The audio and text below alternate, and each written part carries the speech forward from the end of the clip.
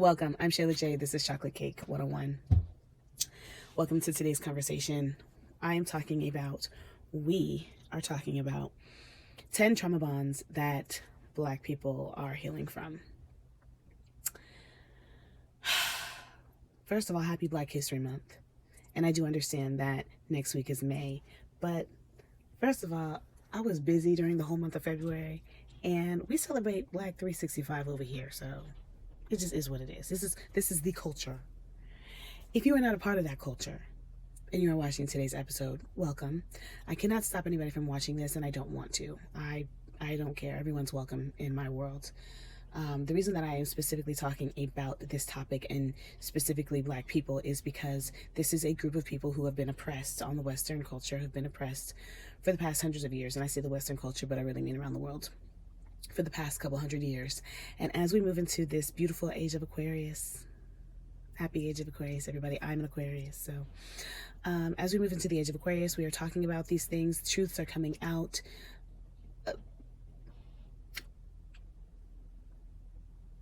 We are getting back the years that the locusts have taken. I was trying to say that in a nice way, okay? Okay? Things are getting back to normal. A new normal. Before we get into the topic, I want to show my hands, okay? I have pretty hands. Before we get into this topic, I've been meaning to put a disclaimer on my videos to make people understand that I do talk about sensitive issues. And you may or may not be in the space to have those conversations. And I completely understand. I do see the videos out there. I want to do prank page. I want to have fun. I want to travel. I do travel. You know what I'm saying? I want to do these things. But if you haven't seen the state of the world and the state of everyone's mental capacity, there is a need to talk about serious issues, and not enough of us are. So I am one of those who are, okay? Be mad. If you don't like what I'm talking about today, yesterday, or tomorrow, keep calm and carry on. I appreciate you. My love is your love. Okay, what is a trauma bond? By the way, I have notes. Some people don't like taking notes, but my mind goes everywhere, so I need to take notes. A trauma bond is a response that becomes a part of a social contract from generation to generation. Social contracts are subconscious and conscious agreements between specific groups of people. It could be race, it could be age, it could be family, it could be community, it could be part of the world, it could be sexual orientation, it could be sexual preference, it could be work related issues, but it is a social contract between different collectives of people that people agree to subconsciously and consciously for survival. And a trauma bond is a social contract that innately gets passed down. So you do it, your mom did it, your grandma did it, her grandma did it. So for example, for slavery, during slavery, the people were given the worst parts of things to use as food, and that became things like chitlins. I am from the West Coast. I was raised in the South, though. I've never had a chitlin. I'm sorry if I'm not saying it right. I'm not trying to be disrespectful. I'm just giving an example. I do want to note that slavery brought on a lot of trauma. There is a book that is called The Making of a Slave, Willie Lynch, How to Make a Slave, Willie Lynch. They talk about how slavery, just the grooming of people, it took 60 years prior to slavery starting to get people in a mentality to hold them hostage mentally and physically. So it is taking some time, obviously, to get people back. And you're talking about after slavery, there were still so many laws and rules, and even still they try to put so many social rules and laws to mentally keep people back or keep people in a square, in a box. So it takes time for people to come out of mental programming, and that's what's happening now, and that's what we're talking about now. So without further ado, number one, being called Black people. Now hear me out, because I know that we have really embraced the term Black, and my Black is beautiful, and I am proud of that term. Black people are really good and really resilient with taking things that might have been not so great and making it popular and to where other people want to be it. But we have to understand that the term Black, I tell people it's a franchise word, but what I mean is it is a term that was made up by, or that was taken over by legalities, and can mean something completely different from what you think it means, and it can take away your freedom. So For example, there is the Dred Scott case, where that slave he went up north, realized that he could be free, and he sued his owner. He won the initial case, but the case went to the Supreme Court. When it went to the Supreme Court, the judge ruled in the slave owner's favor and made the guy go back to slavery. Okay, and that is a famous case, and there are groups that do case studies about this case. I need you guys to understand why this is so important. The judge asked Mr. Scott how he identified his race, and he said African American. I don't know if the judge gave him options or to lead him, or if he just asked him, but he answered African American, which you guys will find that on forms for legal things, for more official documents, right? Well, the judge said that the term African American, as far as the legal dictionary goes, means that you came to this land as a slave, as property, and therefore you have no legal rights to this land. You have no human rights. You are property. You are a slave. That is why he lost the case. I need you guys to understand that specifically. He self-identified himself as what he thought was safe and correct. And because it was different in the legal system, it gave him no rights. He was property. He had to go back to slavery. The term African American is one of them. Another term is black people. Black. That term has different legal ramifications than socially what it does. So while you are filling out these paperwork and think you're doing what you need to be doing, you have no idea if you are taking rights away from you based off of the name that you gave yourself, self-identification. And if you think that this is not a big deal, understand that as we speak, states are making laws to subcategorize what it means to even be black. So it does mean something. And I'm trying not to get off on a tangent. The point is, how you identify has different meanings for different things that you're trying to do. Second of all, you see my skin and you see the shirt that I'm wearing. This is black. These two things are contrast. They don't match. We already know this, right? Because I'm not black or brown, okay? So that was already a play on mind, a play on words anyway, trying to make some type of opposition between black and white people. And that's another thing, but we're done with that. So trying to put us against each other by saying we're so opposite, and one being you guys are white and we're black. Black people are we're over this shit, okay? Everybody doesn't feel that way, but what I'm saying is these are things that people are waking up to.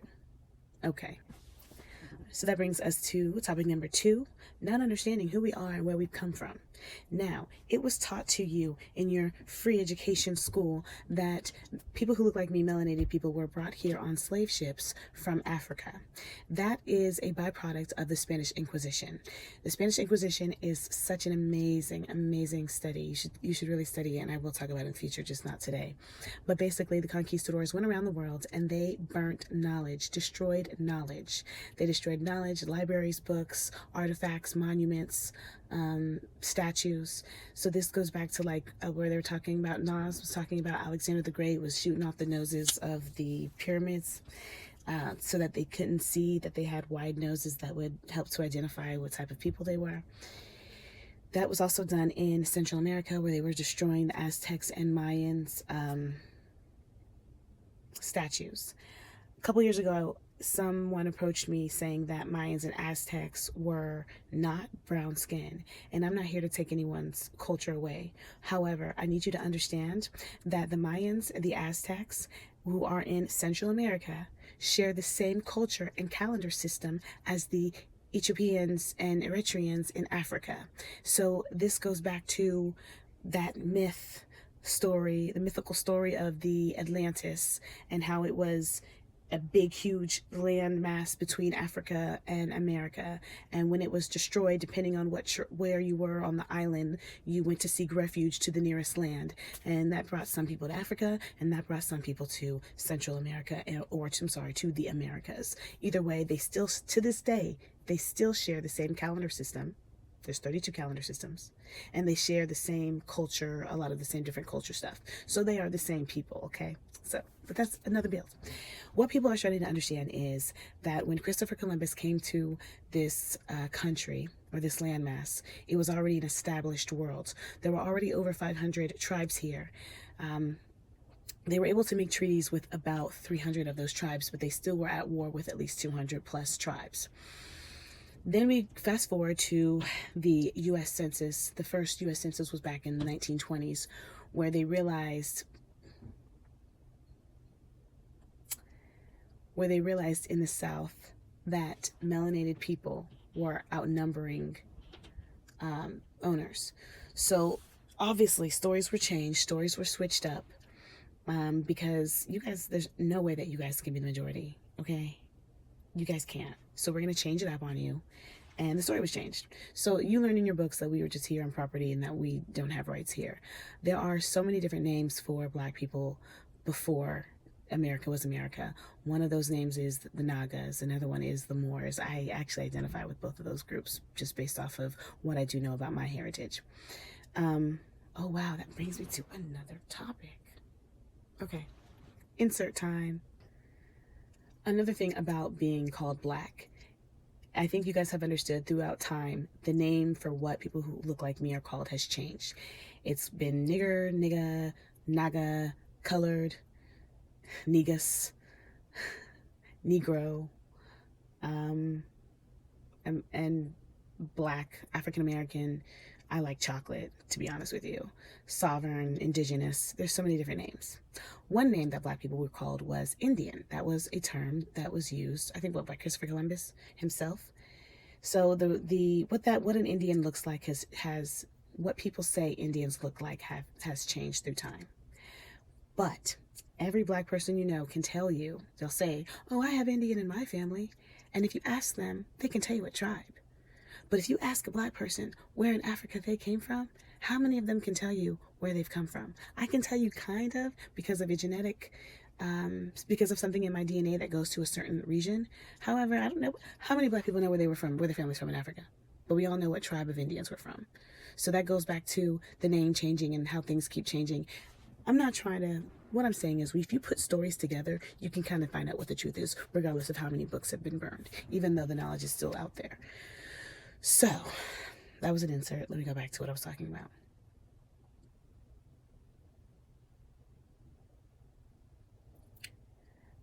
As the Age of Aquarius is bringing back information through light codes and forbidden knowledge, people are starting to realize that you do have indigenous rights to the land. You were here. Your family was here. We're starting to find out where we are. And I am not trying to debunk any slave trade story. I'm not saying that I don't think that it was true. I do know for a fact, though, that it is a manipulation tactic to blow up stories and make them seem bigger than they were. And to be honest with you, I do think this is one of those times where it may have happened, but it may not have happened to the magnitude that you are being told that it was happening. Blowing up something makes people think that you are more in control than you are, and it instills fear, which instills obedience.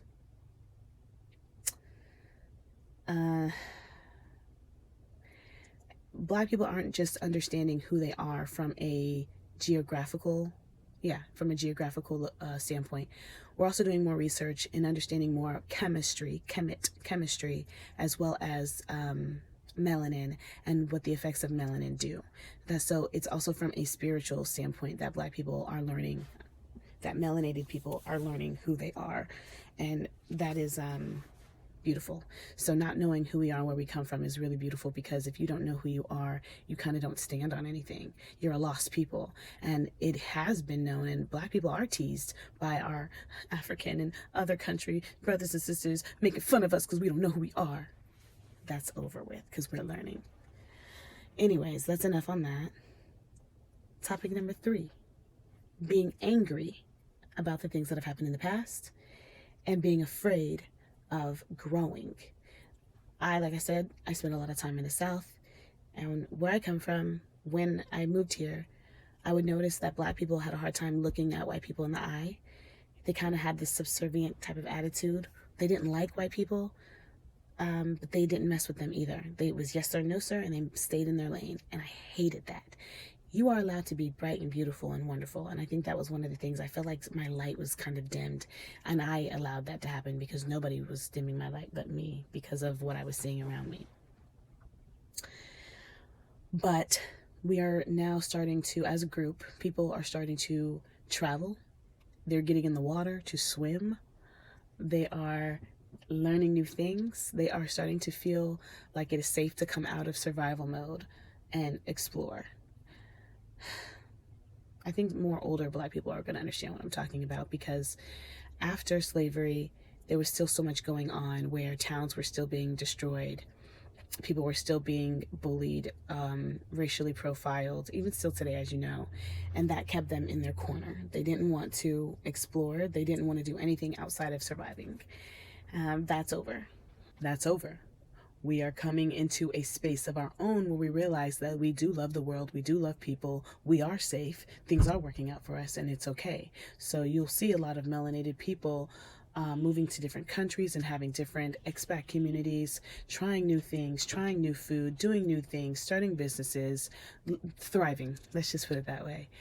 We are starting to thrive more as a people.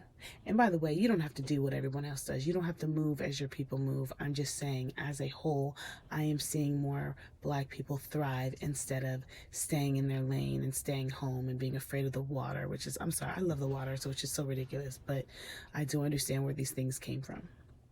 And when I say we are coming out of anger, I'm realizing that a lot of Black people are starting to be over racism and over being resentful about it, over being using it as a crutch. So the anger to me is going away. You're seeing a lot more people branching out with other races and feeling free to mix races and have a good time. And that, it to me, just says we're starting to feel safe to get out of survival mode. As a whole, Black people have had PTSD, and there haven't been any services to help. There are no outreach services for them, for us. And we've been doing it on our own. It's almost like when you bully a child, a lot of times they're either going to fall or they're going to thrive because of the bullying. And so while there was some falling, there is now thriving in so many different places. And I understand that there are levels to this. So if you are not around any Black people that are thriving, you need to get around Black people that are thriving. You need to look online and be friends with all these different groups, travel groups or business groups or mindset groups, because there are so many Black people that are thriving. So if you don't have them around you, become one and create that group for your community, because this shit is over. Number 4, letting other cultures make money off of us and not getting any of that bread ourselves. So whether it comes to the hair business or community stores, the ABC store, the Spirit store, the gas station, your local handy mart, after slavery, Black communities were thriving. If you think of places like Durham, North Carolina, or Tulsa, Oklahoma, I mean, there's a whole bunch, but those are the ones that come off my head. Rosewood, these places were thriving. They were isolated. What is it, separate but equal? They were isolated and they were doing their thing, okay? You dropped a bomb on me. These communities were attacked in racial wars. And after that, Black people decided to, chill from thriving because they felt like thriving would make them a target. But also, of course, there were also laws that made it hard for Black people to own businesses in their own community. There were businesses, redlining to keep people at bay. There were so many different things. It was hard to buy a house. It was hard to get a home loan. There were different laws and biases that were put into place to make it hard. And we have been, and gatekeeping of knowledge. That's over. There are so many different YouTubers, Instagrammers, TikTokers that are business people that are talking about how to do it. You can get coaching on how to be in real estate, how to be in insurance, how to be in investing, stock market, cryptocurrency. There is not a reason to thrive anymore. There is no reason not to thrive anymore. And while I am not knocking anybody that wants to start a business that is catered to Black people, I'm not knocking you. If you want to make Black products and you're not Black, do your thing. But Black people are also wanting to buy from Black people because they understand that it goes back into their community for the betterment of their people. And other races have done this. This is not, to me, a racist thing. This is what you do to make sure that you are protected at the end of the day. If I'm buying from people who look like me, then the money's going to go back to things that support people who look like me, including me. And one of the ways that Black people were being oppressed was not allowing them to get business loans and to start businesses even in their own neighborhoods. Other minority groups were getting business loans and were allowed to put businesses in your neighborhood and take their money back to their neighborhood. This is, oh my gosh, like I said, we can go all day. But yes, number 4 was keeping the money, starting our own businesses and keeping the money in our communities. That is something that is starting to happen. So, and when I say starting, I don't mean like just this year. This has been going on for decades, but it's becoming more common. It's becoming more than 50%. We are getting there. We're getting our people there. Number 5, and this is a good one. Hair trauma amongst Black women. I know you guys see my hair. This is hair trauma amongst Black women. Black women get berated for so many things that they did just to survive, okay? And then now it looks good and we made it thrive and we made it work. And so I know you guys see my hair. My hair is natural, but I wear a lot of crochet. I wear a lot of braids. I do wear my real hair in the wintertime, but not for a long time. And when I do, I just do it in like a bun or, 2-strand twist or something simple and easy.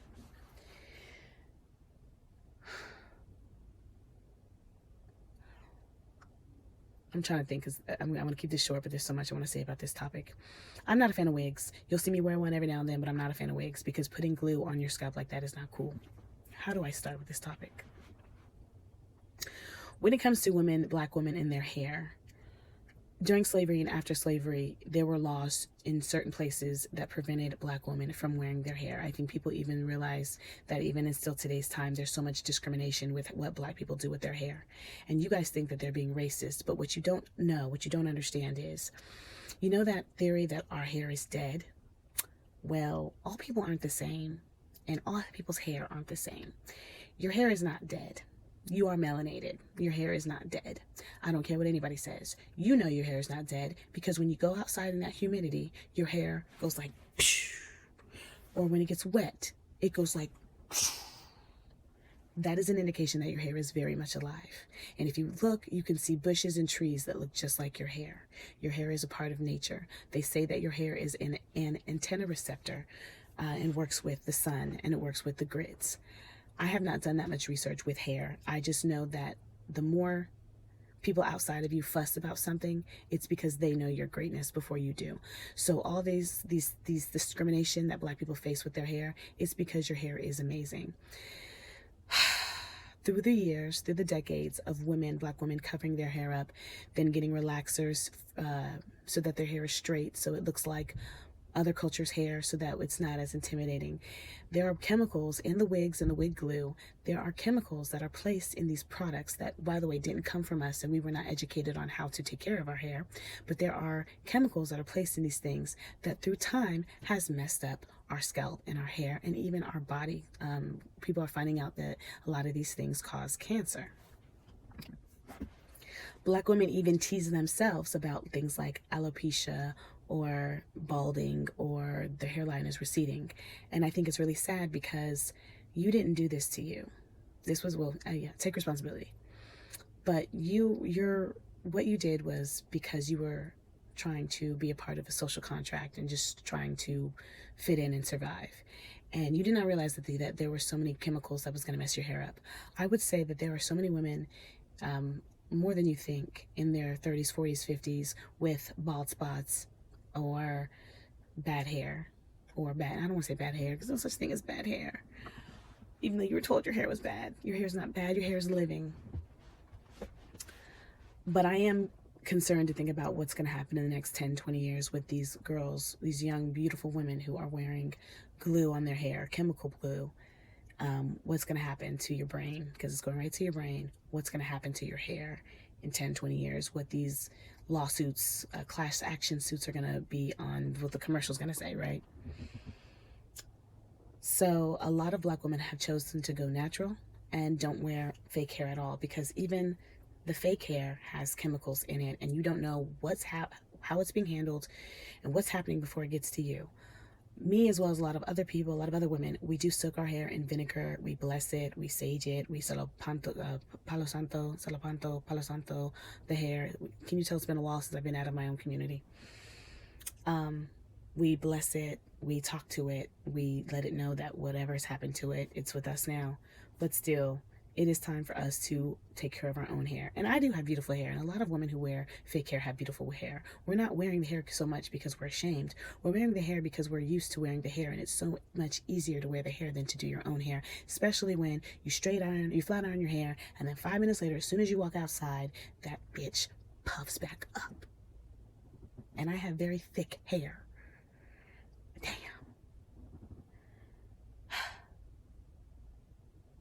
Number 6. Yes, we're going to talk about beating your kids. Black people are very harsh when it comes to physically correcting their children. This came from slavery. Right after slavery, black women had to be more violent with their kids in front of non-slave people, non-black people, because they felt like if they did not have a harsh punishment on their child, then the person who could have it, the white man was going to beat them harder. Damn, I said it. I'm trying to be nice, but y'all, for real. Also, because they wanted to keep them aligned when they were out of the house because of the situation, okay? And I understand that, but we cannot, how am I going to say this? Because this is such a controversial topic, especially with this whole gentle parenting thing. I think that people think that either has to be one way or another, but there is a safe balance where you can talk to your children or find alternate means of discipline and still at the same time, if you need to spank them, but not to the point where, first of all, you shouldn't be beating your kids when you're angry. You should not be taking out your day on your child. And the fact that you guys can love your kids and beat the hell out of them is weird too. It's wild. Shit is wild. And I understand tough love. But if I'm angry, there's a video. I'm sorry, but I'm going to say it. There's a video that's going around the internet of a man beating the hell out of his teenage daughter. She's wearing a swimsuit. And he's beating her because he saw a video of her twerking online in the bathing suit. So he made her put back on the very same bathing suit that she was twerking on, and he beat her with a belt, and he's beating her, and you could tell he's angry, and you can tell of course he's angry, right? Because he doesn't want his daughter to be something socially unacceptable. But you have to understand that these children, you are their protectors, you are their providers, and not just physically, but socially.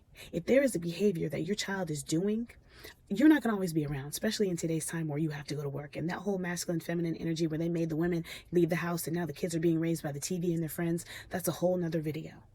But you have to understand your kids are being,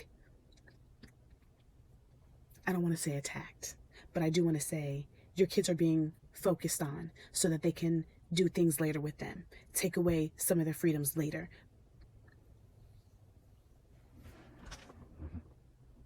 I'm so damn sick and tired of having to be kind and polite and not just say what the fuck I want to say. Okay, I'm growing to you guys, I'm growing to.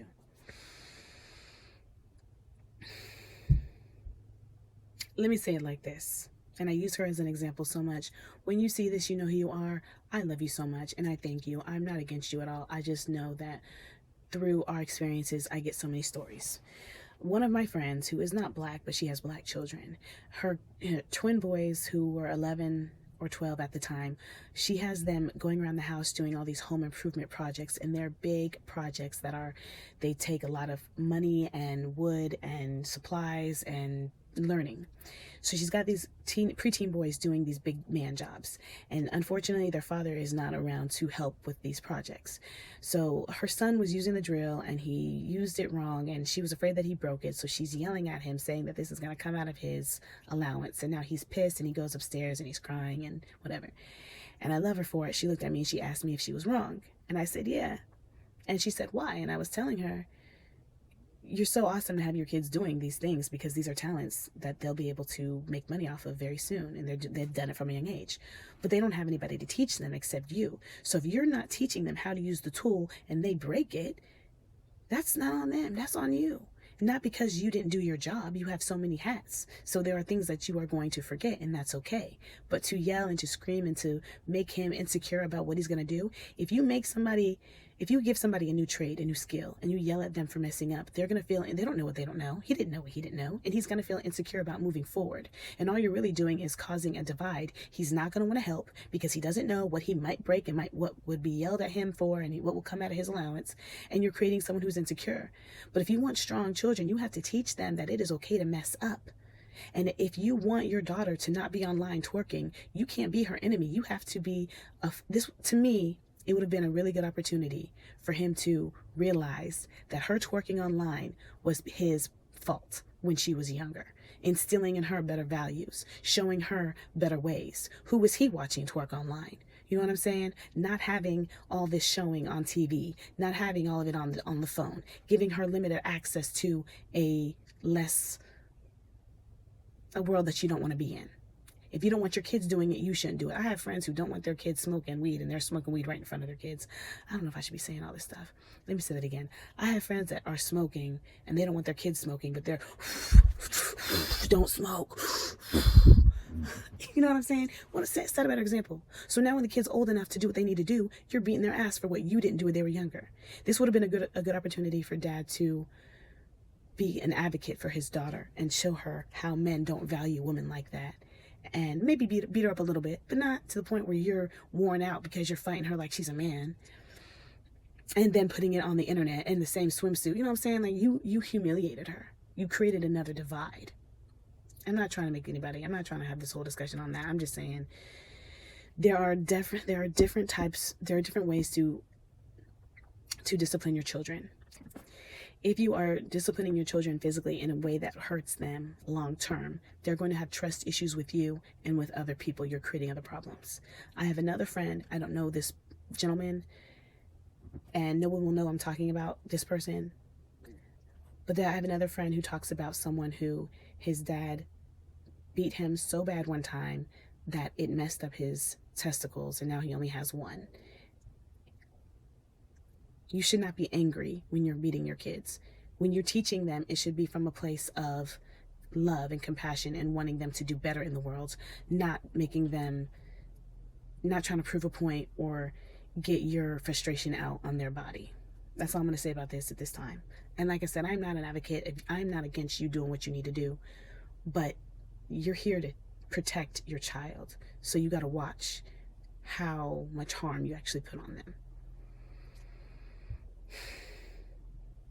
That was a tough one for me. Number 7. Oversexualizing men and oversexualizing women. I'm going to be really short with this one. I don't care if you agree with me or not. Both men and women are realizing that our Western culture is oversexualized and other cultures aren't nearly as sexualized as we are. The hookup culture, free porn everywhere, and I told you I'm going to do a whole build on porn. There's a reason why it's free, and there's a reason why it's everywhere. If I can get your mind here in a lower energy, because you know what, it would be one thing if the sex that was taught was sensual and beautiful, but it's perverted and disgusting, and that is helping people be in their lower mind. It's distracting people from who they are and their power. And for men are realizing that their urges are keeping them from being better men, being better in business, being better with money, choosing themselves over toxic situations. With women are realizing that we have so much power that we are giving away through trying to be loved in a physical way. Damn. A lot of people are starting to practice, a lot more people. For some reason, NoFap is getting really, really popular. I found out about NoFap a couple of years ago, and it's starting to be more popular. And I'm starting to see more men who are practicing, what's it called? Not abstinence, but when you don't have sex for a while. Because they're wanting to work on their life, and they're wanting their money to be better. And they're wanting to build better relationships, and understanding that if your relationship is just sexually charged, then you don't have much of a relationship, because you can have sex with anything. I didn't say anybody. I said anything. That's all I'm going to do for that one. I might come back. That needs its own build. Number 8, gender wars. Another one. So I have a video coming out. I did one before. I don't know what happened to it. This girl on TikTok asked me to talk about masculine and feminine energy. At the time, this was back in like 2021, 2022. I knew what I was talking about, but not to the capacity that I know now. This is probably the best topic. You guys don't understand that people are being divided on purpose. And the gender wars that I see online are so ridiculous, especially between Black people. I was in a conversation the other day. Two black men were talking to me about a podcast, and he started to talk about this whole thing about Black men not liking Black women anymore. And he was like, it's not true. And I was like, duh, it's not true. First of all, some white man said that. Some white man made that up. And I love white men. I'm not against anybody. I'm just keep it a band. It is what it is. Y'all did it. Take ownership. Not y'all, but a certain group did it for a certain reason, a certain person, a certain little whatever. Take ownership. And the things that you see online, a lot of times they are charged. You guys think you're just seeing things. These things that are created on social media is a narrative on purpose. But we know it's not true. It's obvious it's not true. But there's so many people that are taking it and running with it, good, bad, right, or wrong. You should not be in competition with an opposite sex. You guys do not have the same roles. You do not have the same purpose. And I understand our day and time, people were not taught what their role was with gender specified roles. And then there's so much going on with LGBTQIA. I don't want to get that wrong. And there's so many different things going on with emotional, sexual identification, preferences, sexual preferences, love preferences. This thing gets so deep. It's going to be a build all by itself. However, you should not be in competition with an opposite sex. You guys do not have the same roles. And the only reason why there is a war between genders, especially among Black people, is to divide you, but also because you guys don't know your roles. If you knew your roles, you wouldn't be arguing about what he's doing, what she's doing. That is one of the trauma bonds that is going away, because as things have gotten worse and worse, they're now starting to get better and better. Speaking of gender wars between people, let's keep going. I want to keep talking about it, but you guys, I don't want this to be too long, and I'm not doing a part 2. Gender wars. Number 9. Daddy not being in the home. No daddy. And people are going to say, we're now realizing that it was mom's fault that dad wasn't there. First of all, you can't marginalize people. Everyone has a different situation. Trust me, everyone has a different situation. And I don't know why women would not want help. But yes, there are women that don't want help. That's hyper masculine energy, and that's a whole nother build. Dads are starting to be more involved. They're fighting if they have to fight. They're coming back in the home. They are handling their business more. I love it. I love seeing it. I love being around it. I love seeing how the kids get to be better because of it. That's all I need to say about that.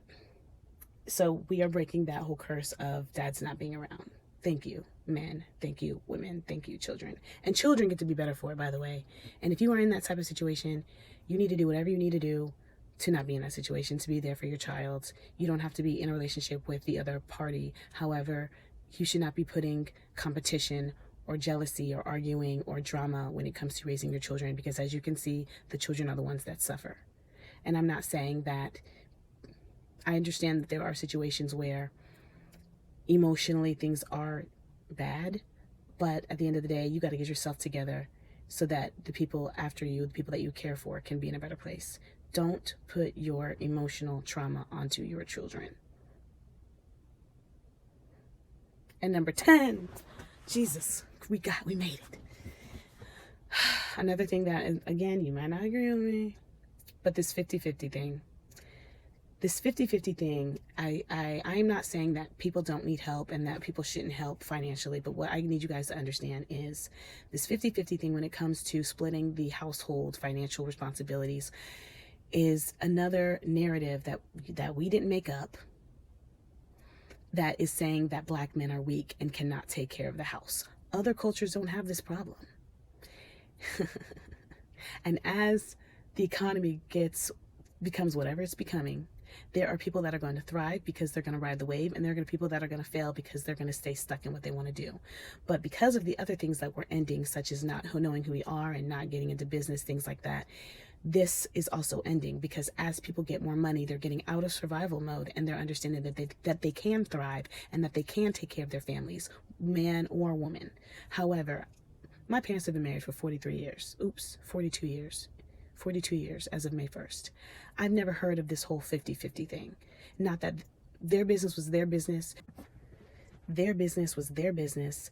They weren't arguing about it. I tend to see the people who argue about this are people who are single or don't have the money to do other things. And I'm not trying to tease anybody or make it seem like you are wrong. What I am saying is, instead of us fighting about who's going to pay the bills, why don't we work together so that we are both in a better financial place to where money's not an option? Because people who have more money don't argue about who's going to pay the bill.